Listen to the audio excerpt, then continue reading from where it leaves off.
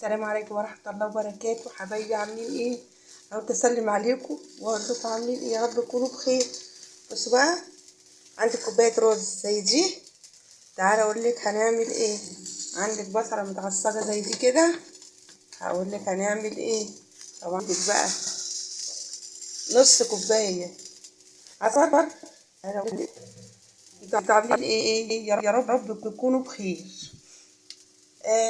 الأول نتشرف كده بيكم في قناتنا بالاشتراك بإذن الله، عشان تشوفوا سر من أسرار الكشري. جايبهولكوا بقى من ايه، من الناس اللي هي متخصصة الكشري.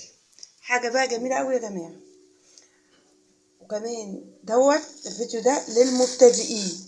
يعني دي كوباية مثلا، ده ربع رز، هيطلع ايه، كوباية وربع. هنقول كوباية بقى، نتكلم بالكوباية، كوباية رز